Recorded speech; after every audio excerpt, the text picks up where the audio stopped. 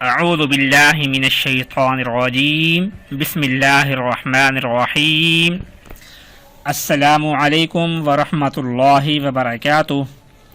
ناظرین، ہم امید کرتے ہیں کہ آپ لوگ خیر و عافیت سے ہوں گے، اور اللہ تبارک و تعالیٰ سے دعا بھی یہی کرتے ہیں کہ وہ ہم سب کو اپنی حفظ و امان رکھے اور خیر و عافیت والی زندگی گزارنے کی توفیق نصیب فرمائے، آمین۔ ناظرین، 15 شعبان المعظم کی رات انسان کی گزری ہوئی زندگی کے فیصلوں کی رات، اور آئندہ 1 سال کے لیے رزق کے باتیں، رزق کی رات یہ رات ہے۔ تو انسان اس میں جو بھی دعا کرتا ہے، انسان اس رات میں جو بھی عمل کرتا ہے، انسان اس رات میں جو کچھ بھی کرتا ہے، اللہ پاک اس کی وہ دعا، اللہ پاک اس کی وہ عبادات، اللہ پاک اس کی وہ مرادیں ساری کی ساری پوری کر دیتے ہیں، اور آئندہ کی زندگی ہے وہ پورا سال انسان کی بہتری کا سال بن جاتا ہے، اور ہر قسم کی پریشانی ختم ہو جاتی ہے، ہر کام میں اس کو کامیابی مل جاتی ہے، ہر چیز، ہر مراد اس کی پوری ہو جاتی ہے۔ وہ عمل اس رات کو کرنا ہے، آپ نے، ہم سب نے کرنا ہے انشاءاللہ۔ دعا ہے کہ اللہ پاک ہم سب کو اس رات کو عمل کرنے کی توفیق نصیب فرمائے۔ وہ عمل یہ ہے، قرآن پاک کا پارہ نمبر ہے 5 والمحصنات، سورۃ النساء۔ سورۃ النساء کی آیت نمبر ہے 106۔ اعوذ باللہ من الشیطان الرجیم واستغفر اللہ ان اللہ کان غفورا رحیما، واستغفر اللہ ان اللہ کان غفورا رحیما۔ اس آیت کو پڑھنا ہے کہ استغفار کیجیے اللہ پاک سے، بے شک اللہ پاک بخشنے والا رحم کرنے والا ہے۔ اس آیت کو پڑھنا ہے۔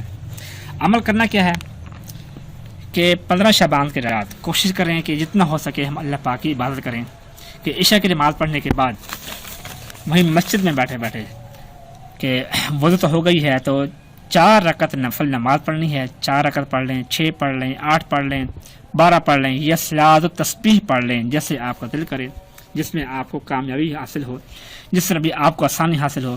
تو صلاۃ و تسبیح اگر آپ پڑھ لیں تو وہ 4 رکعت میں ہوتی ہے تو وہ زیادہ بیسٹ ہے۔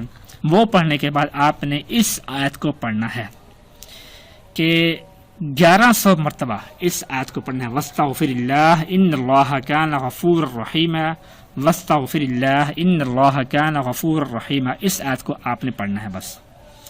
کم از کم آپ کوشش کریں کہ 1100 مرتبہ، کم از کم 111 مرتبہ پڑھنا ہے، اور میکسیمم جو ہے وہ 1100 مرتبہ، جتنا آپ کو آسانی ہو۔